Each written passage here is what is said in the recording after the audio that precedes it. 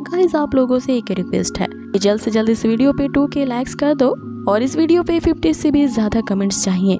जल्दी से हमारा ये टारगेट पूरा कीजिए ताकि आपको इसका अगला एपिसोड और भी जल्दी मिल सके, क्योंकि जितना ज्यादा आप सपोर्ट करेंगे वीडियो को मैं और भी ज्यादा जल्दी लाने की कोशिश करूंगी। जैसा कि हमने लास्ट एपिसोड में देखा था कि सारे डिसाइपल्स अब उस माउंटेन पे होते हैं जो कि वो यांग पैविलियन के अपीयर होने का इंतजार कर रहे होते हैं। तभी किनान जो होता है वो एक लड़की को जो कि 7 वुमेन सेक्ट की डिसाइपल है उसे एक डिमन वॉल्फ से बचा लेता है। और अब यहीं से ही एपिसोड की शुरुआत होती है, जहाँ पे 2 डिसाइपल्स उस माउंटेन पे चिल कर रहे होते हैं। यहाँ पहला डिसाइपल दूसरे डिसाइपल से कहता है, जिसका नाम मुलाओ है, वो उससे पूछता है कि वो यांग पैविलियन के बारे में एल्डर्स तो इतनी बड़ी बड़ी बातें कर रहे हैं, तो सच में क्या वो जगह इतनी ही ज्यादा मिस्टीरियस और ट्रेजर्स से भरी हुई है कि एल्डर्स उसके बारे में इतना ज्यादा बढ़ा चढ़ा करके बखान कर रहे हैं। जिसमें मुलाव से कहता है कि उसे इसके बारे में तो नहीं पता, लेकिन एक बार उसने अपने सीनियर ब्रदर से, क्योंकि उसका सीनियर ब्रदर भी इस वुयांग पैविलियन में एक बार आ चुका है, उसने इस वुयांग पैविलियन के बारे में बताया था कि किसी की कल्टीवेशन स्पीड जो होती है इस पैविलियन के अंदर जाते ही वो इतनी तेजी से इम्प्रूव करती है जिसका अंदाजा तुम नहीं लगा सकते। लेकिन इसके अलावा भी कई सारी मिस्टीरियस बातें मैंने इस पैविलियन के बारे में सुन रखी हैं।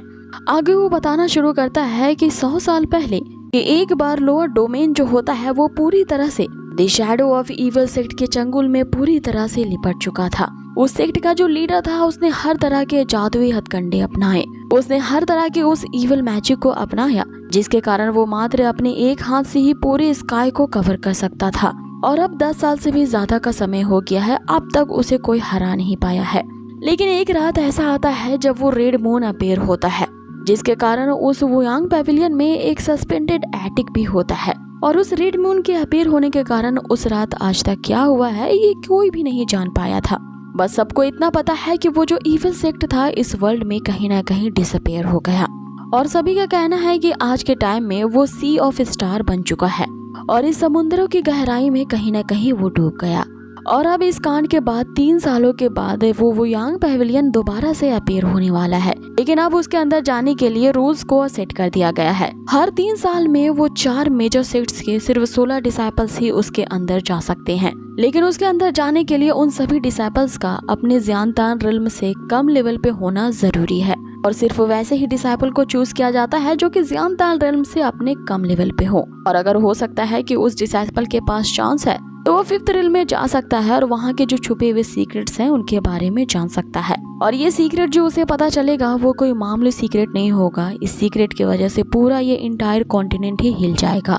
और ये एक शॉक कर देने वाला सीक्रेट होगा जिसे कई सेक्ट आज तक तलाश कर रहे हैं। अब आगे यहाँ सीन चेंज होता है और हमें वापस से उसी लड़की को दिखाया जाता है जिसकी मदद अभी किनान ने की होती है। यहाँ वो लड़की अपना नाम चेंजू बताती है और उसे बचाने के लिए यहाँ किनान को थैंक यू कहती है, जिसपे किनान जो होता है वो अपने आने का यहाँ पे मकसद पूरा करने लगता है। वो तियानजियान नाम के स्काई क्रिस्टल फ्लावर जो होते हैं वो उन सभी फ्लावर्स को कलेक्ट करने लगता है कि तभी 7 वुमेन सेक्ट की वो सारी लड़कियां आ जाती हैं और वो किनान को देख करके गलत समझ बैठती हैं। उन्हें लगता है कि किनान ने ही उसकी क्लासमेट को यहाँ पे मारने की कोशिश की है, जिसके कारण वो किनान से बहस करने लगती है। कि तभी जेन जो होती है वो सारा मामला समझाती है कि इसी सीनियर ब्रदर ने मेरी यहाँ पे जान बचाई है इस वुल्फ डिमन से। जिसपे एक लड़की उसे कहती है कि मैं जानती हूँ कि तुम्हारी स्ट्रेंथ काफी ज्यादा है और तुमने यहाँ पर इस डिमन वुल्फ को मारा है, लेकिन हो सकता है कि ये तुम्हारी साजिश हो और तुमने चिंजो को अप्रोच करने के लिए ऐसा जानबूझ करके किया हो। बताओ तुम्हारे यहाँ पे आने का रियल मकसद क्या है। जिसपे किनान उसे कहता है कि तुम जानती थी कि इस केव के अंदर एक 3rd लेवल का इनिटेट रिल्म वाला डिमन मॉन्स्टर है। ये जानते हुए भी तुमने अपने जूनियर को यहाँ पे फ्लावर्स को लेने के लिए भेजा, वो भी अकेले। तो तुम्हें ये सवाल मुझसे नहीं बल्कि खुद से पूछना चाहिए कि आखिर तुम्हारे इंटेंशंस क्या थे। आगे वो कहता है कि तुम सभी मेरे हाथों में ये तियानजिन फ्लावर्स को देख करके जेलस हो रही हो, इसीलिए मुझ पे ये इल्जाम लगा रही हो। जिसपे वो लड़की किनान से कहती है कि यहाँ अपनी नॉनसेंस बकवास बंद करो और तुम्हारे पास जो तियानजिन फ्लावर्स हैं वो सभी अभी के अभी हमें हैंड ओवर कर दो, वरना फिर तुम्हारा यहाँ से जिंदा जा पाना मुश्किल है। जिसपे किनान उससे कहता है कि अगर मैं ये तुम्हें नहीं दूंगा तो फिर तुम क्या कर लोगी। आगे हम किनान को देखते हैं जिसने अपनी ऑरा को रिलीज कर लिया होता है, जिससे वो सारी लड़कियां घबरा जाती है क्योंकि किनान भी अपने ची गैदरिंग के इनिटेट रिल्म में है।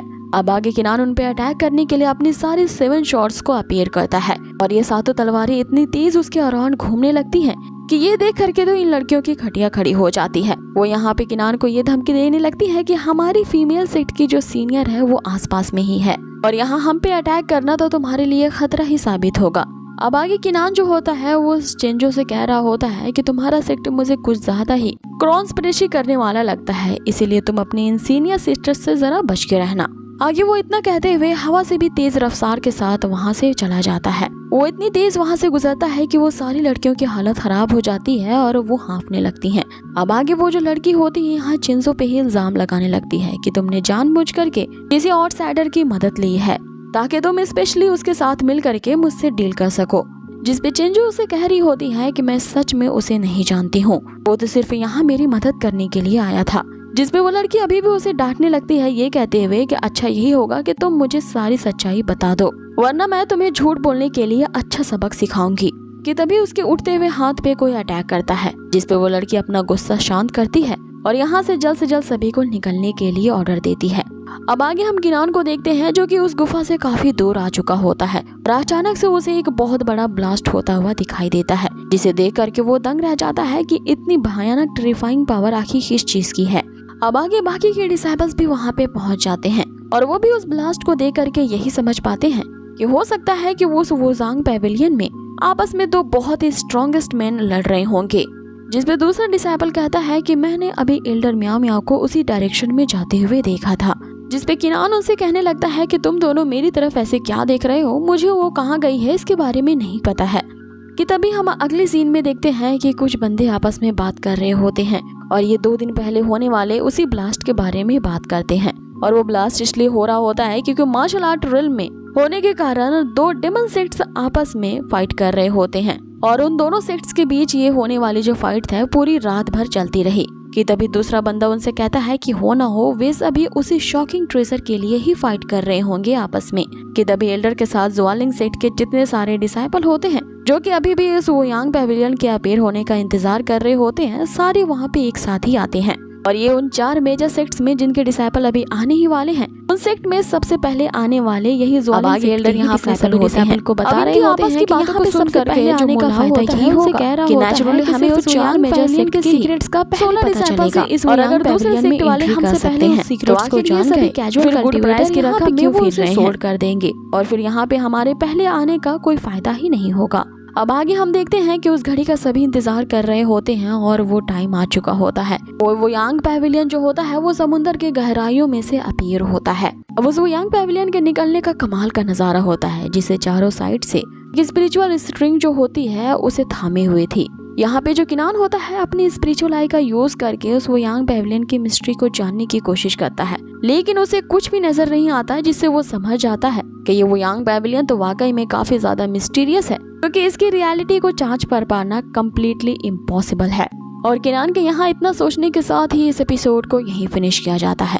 सो गाइज आप लोगों को ये आज का एपिसोड कैसा लगा है मुझे कमेंट बॉक्स में जरूर बताएं और बहुत ही जल्द मिलेंगे इसके नेक्स्ट से अमेजिंग एपिसोड पे। Till then take care, stay healthy, good bye.